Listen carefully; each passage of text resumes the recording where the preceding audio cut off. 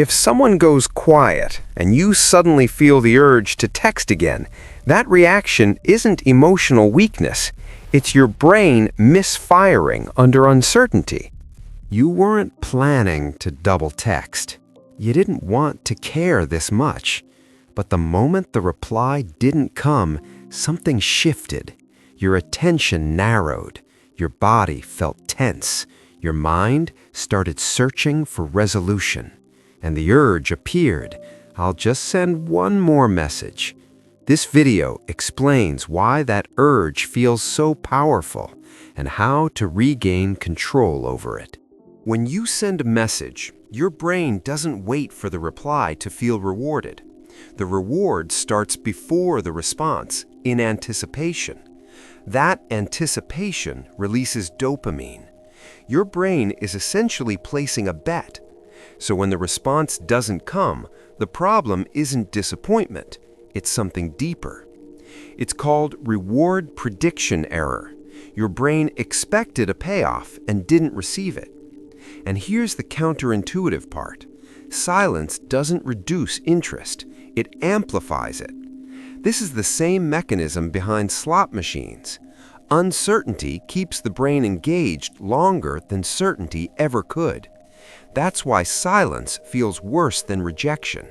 Rejection ends the loop. Silence keeps your brain gambling. There's a psychological principle called the Zeigarnik Effect.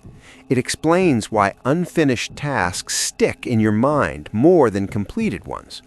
A conversation that ends clearly, even badly, resolves the loop. But silence creates an open loop. Your brain experiences it like an unfinished sentence. And open loops don't feel neutral.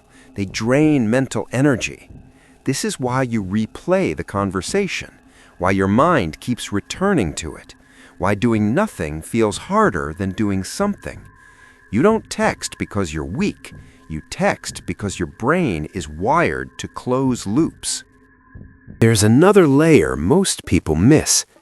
When someone goes silent without explanation, your brain doesn't just register uncertainty, it registers status threat. You start asking, did I say something wrong? Did I lose value? Did I misread the situation? This isn't insecurity, it's evolutionary wiring. For most of human history, social exclusion wasn't emotional, it was dangerous. So your brain treats ambiguity like a threat that needs resolving. That's why the urge feels urgent. Your brain isn't asking, should I text? It's asking, am I losing status? Here's where the cycle forms. Discomfort rises. Your brain wants relief. The fastest relief feels like action, so you text. And maybe it works once, but what you've really taught your brain is this. Discomfort equals urgency. Urgency equals action. Next time, the discomfort arrives faster, and the urge feels stronger. Meanwhile, the other person may unconsciously learn that silence creates leverage. So every time you chase clarity, you're not restoring balance, you're reinforcing the loop. Here's the key insight. The most emotionally regulated people aren't the ones who feel less. They're the ones who don't obey every feeling. Once you understand what's happening, the urge loses its authority. Next time silence triggers that pull, pause and ask, am I responding to information or am I responding to discomfort? Most of the time, it's discomfort. And discomfort isn't evidence. It's just your brain trying to close a loop that doesn't need closing. Not every silence is a problem. Not every uncertainty requires resolution. And chasing clarity from someone withholding it rarely creates clarity at all. Real power is the ability to let the loop stay open. This isn't game playing. It's self-regulation.